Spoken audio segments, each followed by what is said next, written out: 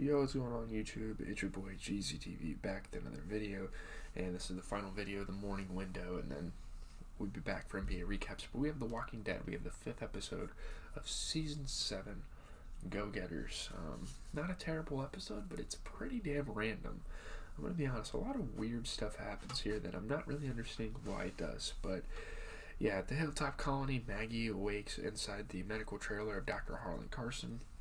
So now it sucks because there's so many storylines to pay attention to that each episode has to focus on a different character. It's kind of weird. Or like a different group of characters, I guess. He informs her that she suffered from abruptio placentae, a separation of the placenta from the uterus, but that the baby is fine. Dr. Carson also advises her to rest and remain at the hilltop for the duration of her pregnancy. At Maggie's request, Sasha takes her to where Glenn and Abraham are buried, for kind of like a memoriam. There, Maggie places Glenn's pocket watch, a gift to him from her father Herschel, on his grave as a marker, and is provided flowers by Jesus. And the pocket watch was taken by, what's his name, Gregory, and given back to Maggie.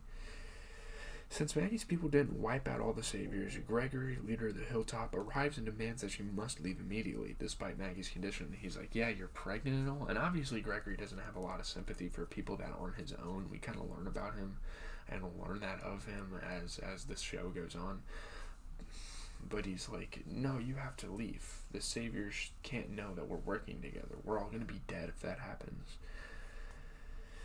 Jesus tries to reason with Gregory, but he demands they be gone by morning so that he has plausible deniability that he colluded to take down the Savior's satellite outpost.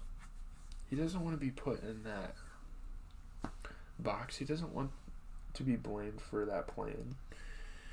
Maggie and Maggie? I just combine their names. Maggie and Sasha are then given temporary quarters by Jesus, who apologizes for Gregory. He's like, yeah, he's kind of a hard ass. Sasha asks Jesus to convince Gregory to change his mind and offers to earn Maggie's keep by scavenging for the hilltop. She'll do anything for these people if he tries to get Gregory to get them to stay.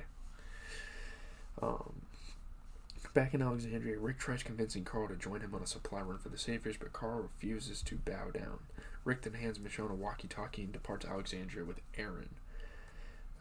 Carl later spots Enid leaving the community by scaling the perimeter wall. This is one of the more interesting storylines. Him and Enid, their relationship is continuing to kind of unfold. Having learned of Glenn and Abraham's death, Enid is eager to see Maggie at the hilltop to see how she's doing, to check on her. Carl shows up and tells her she shouldn't go, but that he won't stop her, and she leaves. She's like, I'm going. You know what I mean? Later that day, Enid is approached by a walker. She rides a bike down an empty road. Suddenly, a car rams in the walker and crashes into a nearby post. Enid finds Carl behind the steering wheel. The two then walk together towards the hilltop they're planning on going together. Until the plot twist at the end, obviously. In the middle of the night, Maggie and Sasha wake up after hearing music. This is one of the more interesting scenes in Walking Dead history, honestly. I don't know what the hell this is. They see fires blazing outside, music blares from a parked car. Who the hell did this? The hilltop's gates are wide open and walkers flood in through the front gate, drawn by the music, of course. The two then take action to defend the hilltop. Jesus helps Sasha kill walkers. Gregory watches from his window, literally doing nothing. So yeah, he's kind of a bitch. No one really likes Gregory. Sasha tries to stop the music, but finds the car sealed off with metal grates and a memento from the Saviors, who are behind the attack. So, at first you're like, who the hell did this? And then you're like, oh yeah, the Saviors, of course, to, kind of test them, to kind of put them through some trials. Suddenly, Maggie drives a large tractor into the courtyard, incidentally crushing some walkers while she continues onto the car, destroying it and putting a stop to the music. Pretty short-lived attack, but it was very weird. It was a very random thing. The next day, Gregory thanks Maggie and Sasha for saving the hilltop, but still refuses to let them stay. Imagine refusing to let them stay after them helping your community like that, and you're not doing shit. They're then interrupted by the sound of vehicles arriving in the courtyard. Simon leads a group of saviors into the hilltop to demand their supplies, of course. Jesus quickly hides the women in the foyer closet on Gregory's orders. Simon and his men stride into the mansion where they are greeted by Gregory. In private, Gregory tells Simon that he received the message loud and clear from the previous night. It is then explained by Simon that they unleashed the walkers on the hilltop to remind its residents that walkers are still a threat, and the Saviors provide a great service by killing them. Well, they didn't kill those walkers, so yeah, not a very good message. He then informs Gregory that the Saviors at the outpost were killed. Gregory pretends this is news to him. He's like, oh, what? Wow. It's kind of funny. Honestly, W. Gregory for that. That's one of his W moments. The Hilltop's leader then leads Simon to the foyer closet and opens it with the intention of handing over Maggie and Sasha. Instead, Gregory finds boxes of Scotch whiskey and offers Simon a bottle as part of the Hilltop's tribute to the Saviors. Simon accepts, taking the entire box, though. Oh my goodness.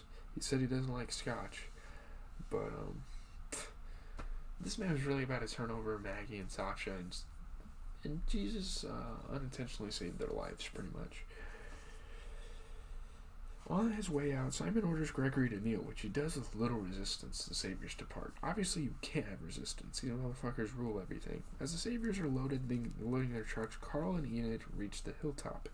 Enid then realizes that Carl left Alexandria not to accompany her, but to track down Negan and kill him. That was his motives. She asks Carl not to go, but he sticks to his mission. They share a kiss, obviously, and yeah, their relationship is really starting to unfold. It hasn't really been any focus of the previous episodes, but now it's starting to come back into frame. Carl then sneaks aboard one of the trucks, and I don't know if we see that part until the end of the show or end of the episode when Jesus gets in there. Back in the mansion, Jesus releases Maggie and Sasha from Gregory's bedroom closet. Gregory chastises Jesus for hiding them there instead of the foyer closet, but Jesus stands up to Gregory and forces him to let Maggie and Sasha stay, so now they are a part of the Hilltop colony. Jesus then threatens to reveal Gregory's deal with Alexandria, stripping him of his plausible deniability if he goes against the grain anymore.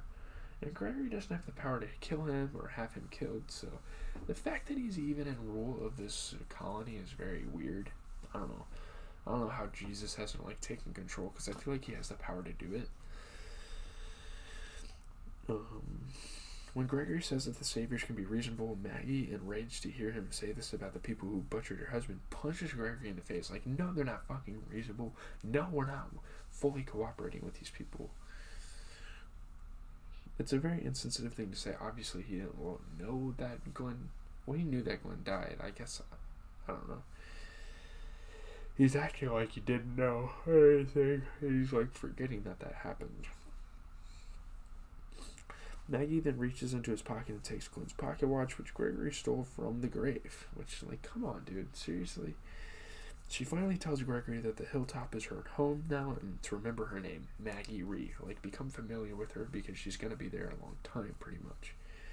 Later, Sasha discreetly asks Jesus if he can find out where the sanctuary of the Savior's headquarters is located.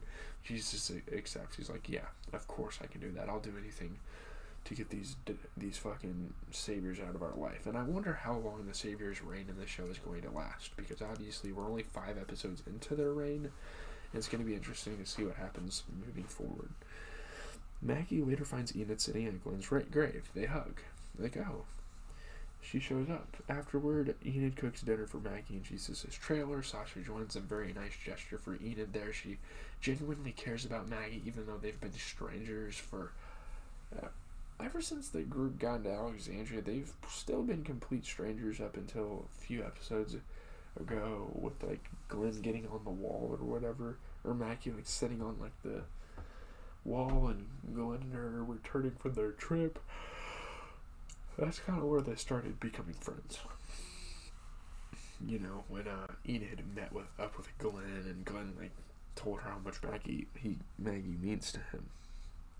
Maggie gives the pocket watch to Enid, saying they don't need objects to remember the dead, they can remember each other, and I feel like there's been similar sentiments in this show in the past. The three then sit around the table, take each other's hands, and pray. As the Saviors leave the hilltop, Jesus sneaks into one of the trucks that's bound for their compound. Once aboard, he is surprised and greeted by Carl amidst the cargo. So yeah, nice little plot twist for you. A nice little unclosed storyline for now. Carl and Jesus are on their way back to their sanctuary, back to where they live. Obviously, this is a pretty good episode. 74%, 6.42 out of 10, 39 reviews. Though lacking significant plot progression, Go-Getters presents a satisfying female perspective, strong character choices, and a rare glimmer of hope. I found the return to the Hilltop Colony to be one of the more enjoyable episodes. So this episode of The Walking Dead may be the worst episode ever made in one running zombie franchise. What? I certainly can't remember a time I've laughed this hard at the bad writing and terrible plot devices. It was ranked as the second worst episode of the seventh season by comicbook.com's Brandon Davis. The dialogue was often hard to believe despite the episodes featuring some of The Walking Dead's strongest actors. It's a genuinely interesting action sequence. The plot moved forward, I think, but I don't know if people have